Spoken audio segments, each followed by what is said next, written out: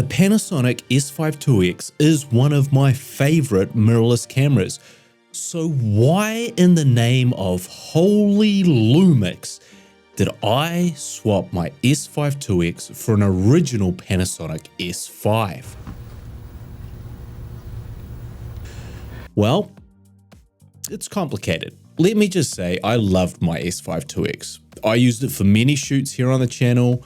It was almost always part of my talking head setup and the pieces that I did to camera like this. And just generally as the mirrorless camera, most like a Blackmagic cinema camera, but with a lot of additional handy, convenient features, and the first camera I'd recommend for hybrid shooters. And we should just go over some of the many ways the S5iiX is better than the original S5. Autofocus. Finally, this is the first Panasonic camera where they've really managed to nail autofocus, especially after the firmware updates. Is the autofocus as good as Sony? No, not quite. Is it still really good? Then give me a hell yeah! In fact, one of the reasons I sold my original S5 the first time around I owned it was the crappy autofocus, so I thought having this upgrade would be a big deal for me. There's just one problem. I don't really like autofocus lenses.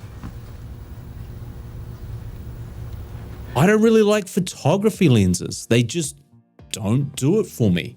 I'm a vintage lens lover. I'm a cinema lens shooter. All my favorite lenses are manual focus. So this massive autofocus upgrade made almost zero difference for me because only with my Sony cameras do I utilize this feature. Then there's the shooting options on the S5iiX, which can do all intra recording, ProRes recording, long GOP and B-RAW. The S5 can only record in long GOP and B-RAW. But here's the thing, I really only film in long GOP. For me, the all-I codec on the S5iiX was so chunky, I may as well film in ProRes. The ProRes footage was so chunky, I may as well film in B-RAW. And if I'm filming in B-RAW, I may as well film in the best version of B-RAW, which is coming out of the Blackmagic Cinema Camera 6K full frame, not the S5iiX. I use hybrid cameras to save on file sizes when I don't want to bring in the big guns, and long GOP is totally fine for YouTube and corporate work, but the S5iiX advantages don't actually stop there.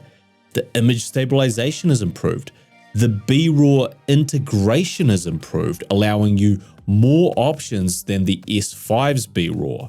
The S5iiX has full-size HDMI port, while the S5 only has a friggin' micro HDMI port.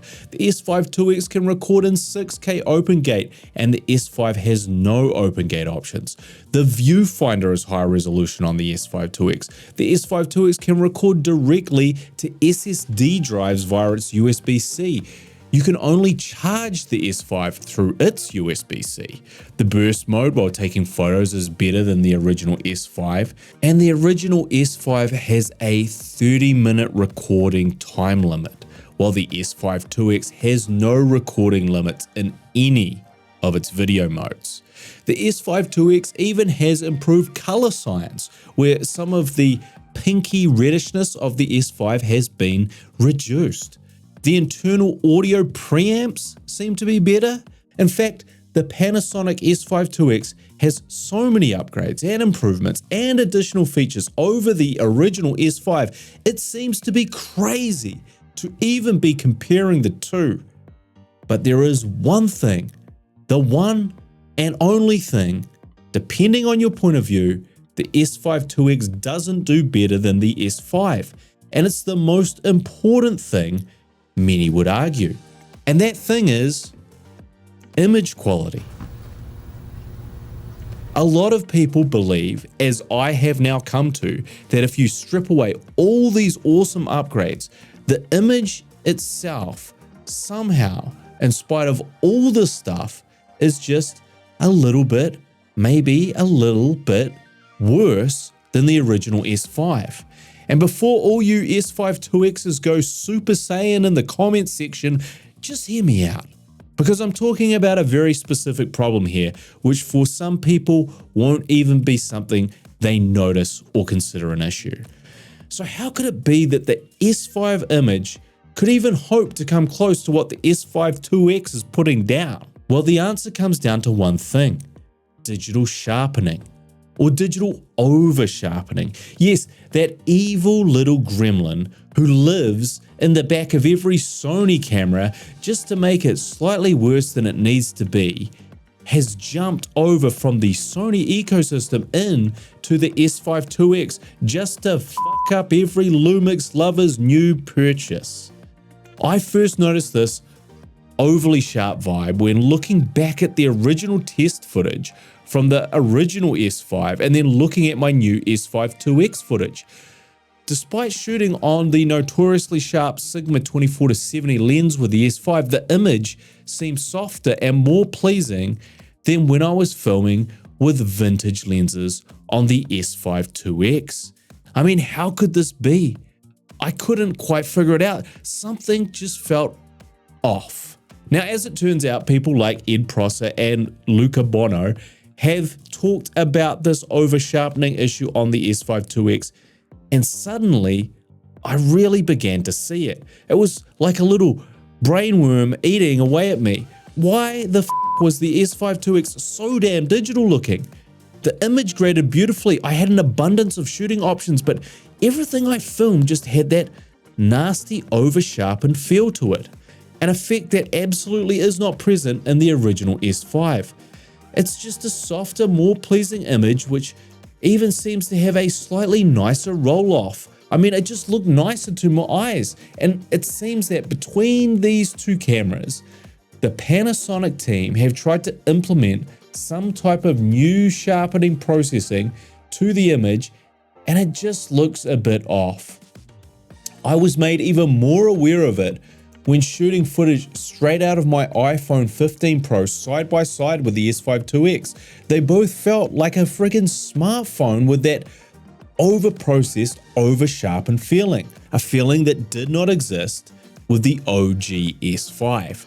Now, there are many ways the S5 iiX has a better image than the S5 when you consider its additional shooting options, the features within those options, and how far you can push the image through color grading. But if we're talking about just purely the look you get straight out of the camera, I feel like the S5 is the winner. And I've talked often about why I dislike the Sony image, the Sony overlord that rules my corporate life, and it all comes down to their digital over-sharpening. This is not a trait that Panasonic needed or should have copied over. Now, is there ways to work around this sharpness? Well, I ran a few tests in the studio comparing both cameras.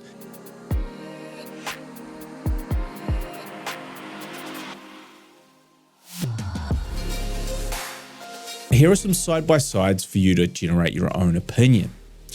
You can also allegedly bypass some of this digital sharpening by shooting in B-RAW on the S5 iiX.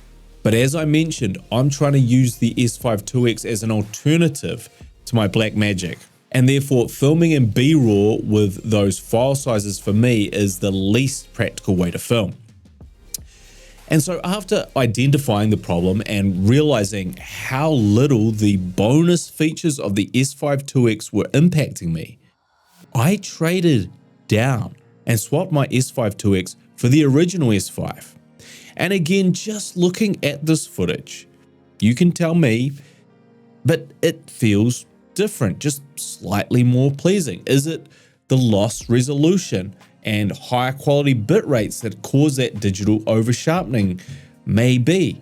Is this perhaps a cautionary tale for camera manufacturers to just keep things simple and stop chasing perceived higher resolution looks?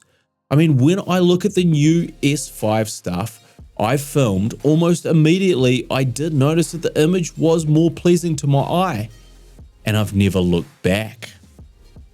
Well, that's not entirely true. I mean, I have looked back. I've looked back several times. I mean, I'm looking back right now. Because while I do prefer the S5 image, there is one feature from the S5iiX that I'm really missing.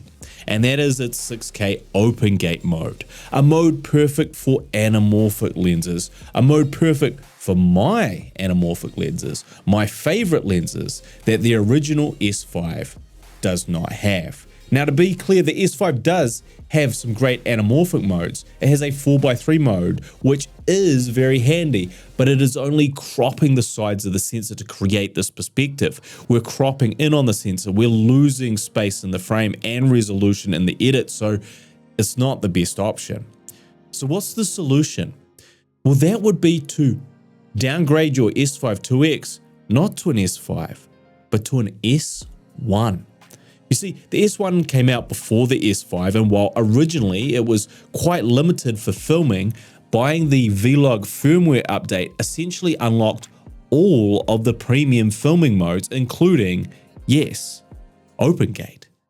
Now, you can have the more pleasing image quality from the previous generation Panasonic cameras and get the 6K open gate modes that are missing from the original S5.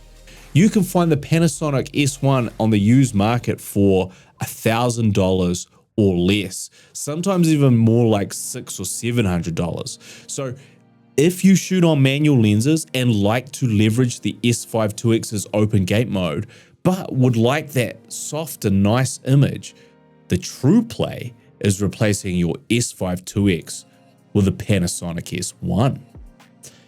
Except that actually, if you keep your eyes peeled, you can get the Panasonic S1H on the used market for just over $1,000. The S1H is a Netflix approved camera. It is fully featured, fully spec'd, Panasonic designed for video. It's crazy that this Panasonic camera, which is originally retailing for $4,000, is still technically their flagship hybrid camera. The true bonus to the S1H is that it has the additional all-live video modes, open gate, and an OLPF filter. So you can get rid of that moire patterning, which is quite prevalent on other Panasonic cameras.